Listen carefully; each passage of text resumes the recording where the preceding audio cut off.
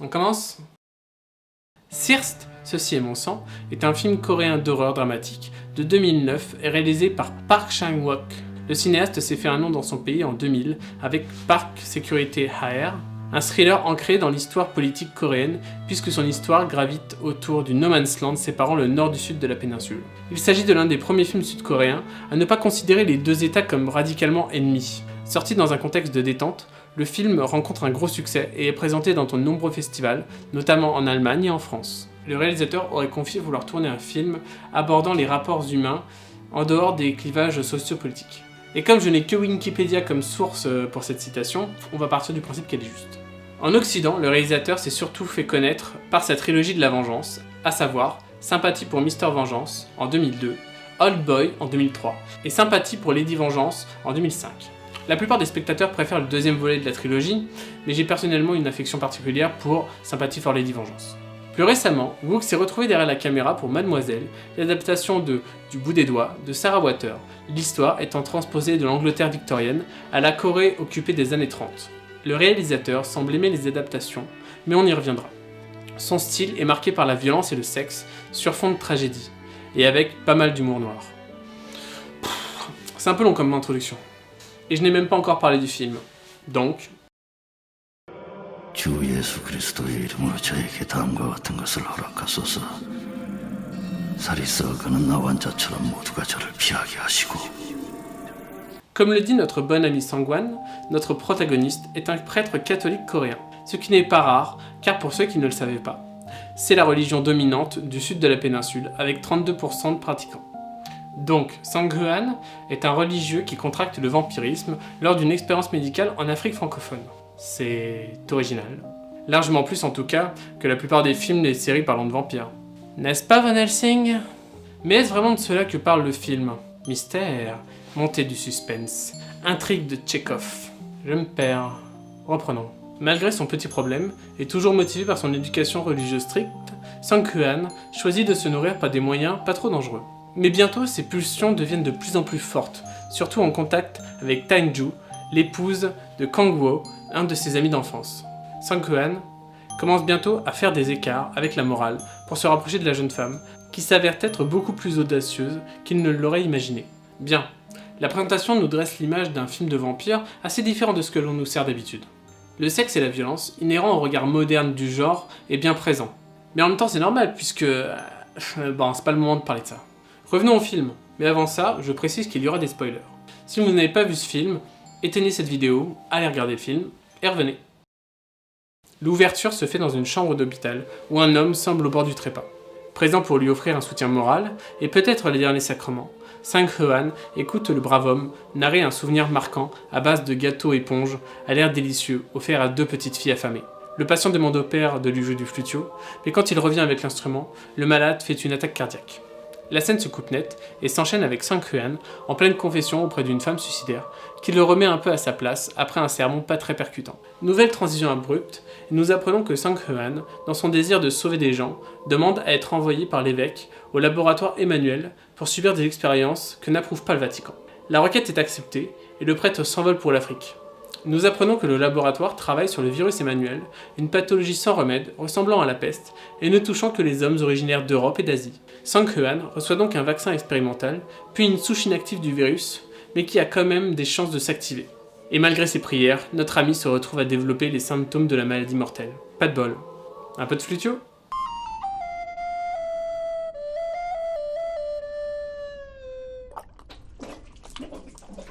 Dans un état critique, une transfusion est administrée, mais le prêtre meurt. Quelques secondes. 6 mois plus tard, Sang-hwan, revenu en Corée, est auréolé d'un statut de miraculé. Poursuivant son travail auprès des malades, une femme débarque et le supplie de venir voir son fils cancéreux. Le prêtre n'est pas trop enthousiaste, mais accepte et découvre que le malade est Kang-woo, un ancien ami d'enfance. Elle ne semble pas très joyeuse, elle. Sang-hwan pense se souvenir qu'il s'agit de la sœur de son ami, mais la mère précise que Tae-ju n'a pas de lien de parenté, bien qu'ayant été élevés ensemble. La jeune femme l'appelle quand même maman. Toujours est-il qu'elle est désormais la femme de Kang-woo. Invité à la maison pour une partie de mahjong, le prêtre découvre la vie des 3 personnes. Il est également présenté aux amis de la famille. Tae-ju ne semble vraiment pas se plaire au passage.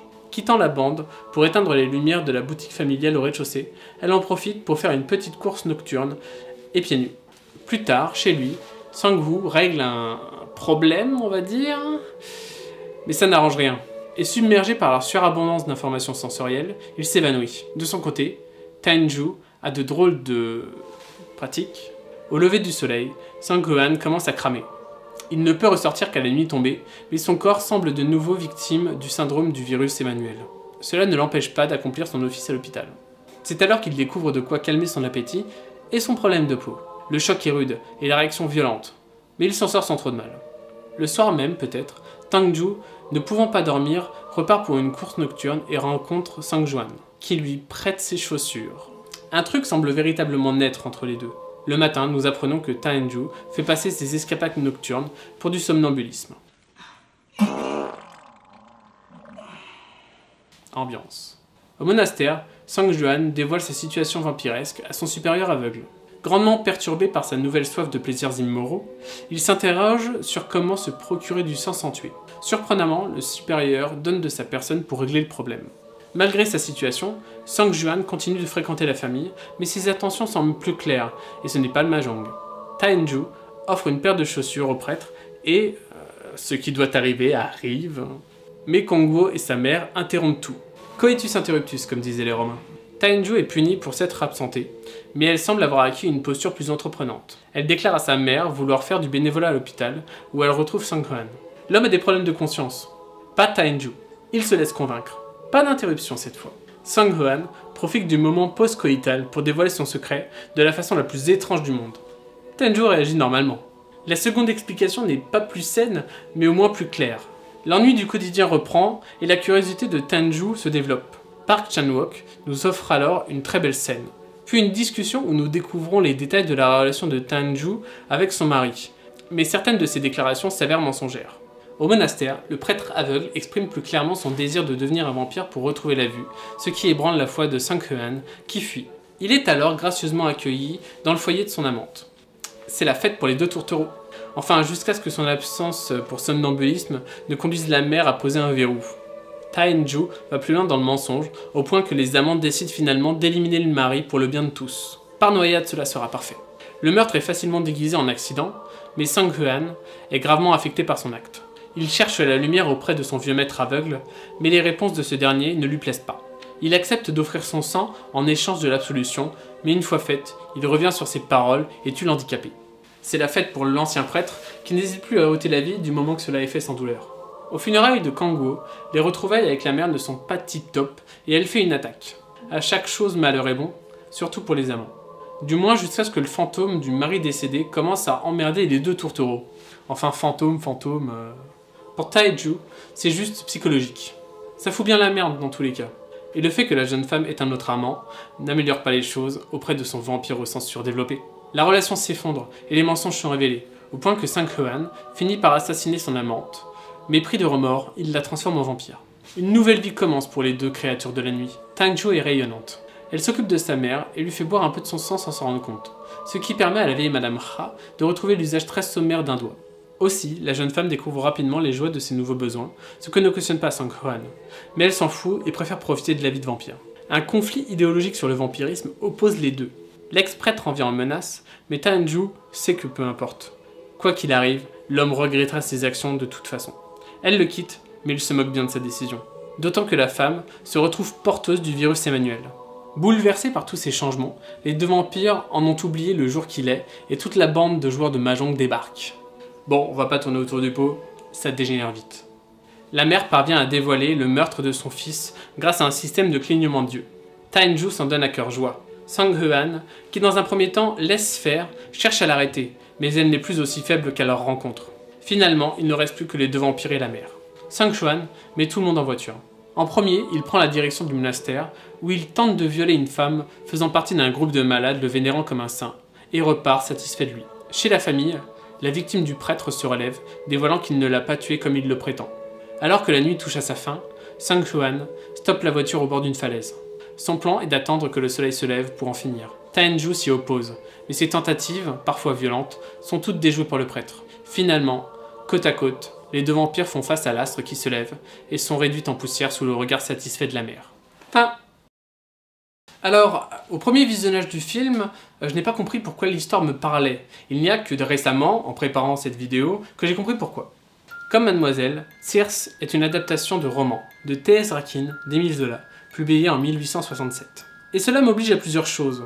Présenter le livre, le contexte de son écriture, et le genre dans lequel il se développe. Je ferai cela dans un désordre des plus purs. Déjà, rappelons qu'à la publication du roman, l'auteur n'a que 27 ans. L'œuvre se place dans le mouvement naturaliste, qui entend décrire la réalité de la manière la plus précise possible, y compris dans ses aspects immoraux et vulgaires. Oui, cette définition est un copier-coller de Wikipédia. Pour resituer, en 1867, la France est sous le règne de Napoléon III depuis 15 ans, et si le niveau des libertés d'expression sont toutes relatifs, c'est avant tout une époque de libéralisation dans énormément de domaines. Bon, retournons quelques instants sur Wikipédia pour un résumé complet du livre. Complet oui, mais court. Thérèse vit à Paris avec son mari Camille, homme de faible constitution, et sa belle-mère, Madame Rakin. Prise en étau entre cet époux qu'elle n'aime pas et la mercerie familiale, elle trompe sa lassitude en se jetant dans les bras de Laurent, un ami de Camille. Les deux amants, pour vivre leur amour sans se cacher, noient Camille en faisant croire à un accident. Ils se marient alors, hantés cependant par le crime qu'ils ont commis. La haine et la crainte de voir leur forfait révélé s'installent au sein du couple. Madame Rakin a percé le secret, mais, devenant grabataire et muette, ne peut les accuser. Ils finissent par se suicider sous ses yeux. Thérèse Rakin est un roman au style sobre et froid, proche d'un traité scientifique. Zola exprime d'ailleurs très bien cette absence de romanesque dans la préface du roman. Ce que j'ai été obligé d'appeler des remords consiste en un simple désordre organique, en une rébellion du système nerveux tendu à se rompre. L'âme est parfaitement absente, j'en conviens aisément, puisque je l'ai voulu ainsi. L'œuvre est profondément pessimiste, remplie de chagrin et de douleur, ainsi que de mélodrame et de tragique. Les personnages y sont tout à fait méchants, et même des criminels nés. Thérèse prend la place d'une femme fatale, nerveuse et hypocrite. Dominée par une surexcitation et influençant par son ardeur, Laurent, qui est un homme sanguin. Zola décrit la tragédie de personnages, déterminés par les fatalités des désirs corporels, en mettant en scène la sauvagerie du fond de l'homme. En somme, du sexe et de la violence nourris par la passion. Et quel monstre, si ce n'est le vampire, peut exprimer au mieux cette bestialité passionnelle? Ouais, ça aurait été cool que le réalisateur pense au vampire en découvrant le roman, mais en fait non. Dans une interview de Sophie Morand, Wok explique, je cite et adapte de l'anglais, « Pendant longtemps, je n'ai eu que 2 scènes en tête. La première est celle où le prêtre est transfusé avec le sang du vampire, devenant ainsi un vampire lui-même. L'autre est la scène dans laquelle la femme dont le prêtre est tombé amoureux devient aussi un vampire. C'était jusqu'à ce que je découvre Thérèse Rakin d'Émile Zola. J'ai adoré le livre et le fait qu'il n'y ait pas de romantisme et de sentimentalisme, ce qui était similaire à l'approche que j'avais de l'esprit de ce film. La question se pose donc, le métrage est-il plus proche d'une adaptation ou d'un film de monstre qui rend hommage ? Je pense personnellement qu'au vu de la filmographie du monsieur, la découverte de l'œuvre de Zola est un chouette coup du destin, les deux univers étant quand même assez proches. Mais donc, comme le vampire est la source du film, il est temps de se pencher sur l'aspect fantasy de l'œuvre. Déjà, et le réalisateur le dit lui-même, pour autant que je sache, il n'y a pas de mythe du vampire en Corée. C'est donc déconnecté de la valeur historique slave du monstre que Wok développe le sien, totalement immergé dans le mythe moderne du vampire. Alors je suis un peu désolé de le dire, mais le prêtre est plus proche d'un Edward que d'un comte Dracula. C'est une personne qui n'appartient plus à un seul monde et qui est déchirée par les contradictions de 2 réalités si différentes. C'est un prêtre vampire qui veut faire le bien, mais qui se retrouve à perdre sa capacité à contrôler ses désirs. Le dilemme identitaire est donc l'une des clés du récit. Les origines du vampirisme ne sont pas traitées au-delà de la poche de sang, et Sang-Ho ne semble pas lui-même vouloir en savoir plus. De plus, le réalisateur et sa touche très réaliste, à l'image de Zola, désacralise le sexe en nous montrant le coït sous sa forme la plus réaliste, sans belle musique ni filtre Instagram. Autre élément de fantaisie, le fantôme du mari. Je ne vais pas en parler beaucoup parce que je ne pense pas que ça soit notable. C'est un élément présent dans le roman de Zola qui a vocation à exposer la culpabilité des protagonistes, chose que je comprends pour Sang-Ho, mais moins pour Tae-Ju. Mais j'y reviendrai. J'y reviens maintenant donc, pourquoi attendre? Abordons donc les personnages. Commençons par Sang-Ho. Orphelin, notre protagoniste ne se distingue au début que par sa fonction de prêtre. Il semble beaucoup se questionner sur sa foi, à l'encontre des réticences de l'église concernant le laboratoire Emmanuel et leurs expériences. C'est une personnalité en proie au tourment de ses désirs, et son autoflagellation ne semble pas être un acte nouveau. Prompt au jugement, il explique avoir une réelle aversion du suicide, ce qui devient rapidement paradoxal au vu de ses actions. Déjà comme cobaye au sein du laboratoire qui accueille, selon les dires du médecin, beaucoup d'individus recherchant un noble suicide. Mais également car sa première réaction, en découvrant son état, sera de sauter de la fenêtre dans l'hôpital où il se trouve. Une fois devenu vampire, il nous sera d'abord présenté comme acceptant difficilement son statut, mais s'adaptant en choisissant de manger sainement, en prélevant ce dont il a besoin sur des comateux ou en aidant des personnes à se suicider pacifiquement. Si sa passion avec Taeju le conduit au meurtre, c'est la demande du vieux prêtre aveugle voulant devenir un vampire pour retrouver la vue qui l'amènera à rejeter à la fois sa foi et son sacerdoce. C'est alors qu'il dévoilera toute sa personnalité des plus répugnantes. Ce n'est qu'un avis subjectif, mais bon, si vous kiffez le type, paternaliste, autoritaire, violent et cruel, il finira par étrangler à mort Taeju et pris de remords, la transformera en vampire. Pour autant, il n'accepte pas la vision de la jeune femme d'un vampirisme libérateur et continuera à essayer de la soumettre à sa volonté. Après le massacre de ses camarades de Mahjong, il prendra la décision de mettre fin à sa vie et celle de Taeju. J'ai pu lire qu'il s'agissait là d'un sacrifice héroïque, mais on en est très loin. Sa volonté autodestructrice en est au point que cette ordure va jusqu'à simuler une tentative de viol pour détruire son image de saint auprès d'une communauté de malades. Allant jusqu'au bout de son autosuffisance perverse, il empêchera Taeju d'avoir d'autres alternatives, et les deux mourront face au soleil levant. Ça se sent que je supporte pas le type déjà. Taeju par contre je l'aime beaucoup, et j'ai beaucoup de peine pour elle alors que je n'ai que mépris pour l'autre. Elle nous est d'abord présentée comme l'épouse de Kangoo, mais une réalité malsaine s'installe rapidement. Adoptée par Madame Ha, elle est depuis toute petite à la charge de la femme. Selon moi, c'est son enfant adoptif. Madame Ha expliquera d'ailleurs que la fille est passée, pour autant le dire, du lit maternel à celui de son frère adoptif. Bon, après ne faisons pas de jugement de valeur sur une autre culture, d'autant qu'en France, aussi, certains se marient entre cousins. Toujours est-il que Taeju est très clairement présentée comme une femme soumise à sa famille, et les petites attentions comme la déclaration de la mère de lui léguer l'entreprise familiale ne l'absouent pas des maltraitances morales qu'elle lui fait subir. Comme pour contrebalancer sa soumission, Taeju développe rapidement une relation adultère avec Sang-Gohan. Déclarant qu'elle n'est pas timide, elle laisse à penser qu'elle n'en est pas là à son coup d'essai. D'abord terrifiée en découvrant le secret du prêtre, elle finira par le manipuler en lui déclarant que son mari la violente afin que le vampire l'élimine. Délivrée de son époux, elle l'est également rapidement de sa mère, réduite au silence suite au choc des funérailles. La liberté ne sera que de courte durée, son mari lui apparaissant en fantôme. Cela brise sa relation avec le prêtre, mais l'homme insistera. La contraignant à vivre selon ses règles, la rupture va jusqu'à la mort de la jeune femme. Devenue vampire, plus que de sa famille, Taeju est libérée de toutes les entraves humaines et prend plaisir à tuer comme elle l'entend. Mais encore une fois, elle sera contrainte par l'homme au point d'être assassinée. Bon. J'adore Taeju par le tragique de sa situation de femme opprimée qui cherche à se libérer de cela, mais qui même avec la meilleure volonté du monde et des super pouvoirs en est empêchée jusqu'à la fin. Ça renvoie à beaucoup de choses et d'affaires de violence conjugale. Ouais, sauf que le réalisateur il en a rien à foutre. C'est lui-même qui le dit, je cite. Cela pourrait être interprété par le public comme une émancipation ou une libération pour le personnage féminin, mais il n'a jamais été conçu comme tel. Bah ouais, le réalisateur explique que Taeju, comme le vampire, doit être, je cite, considérée aussi innocente qu'un enfant. Un enfant peut être très cruel, par exemple, lorsqu'il joue avec les petits animaux ou les insectes.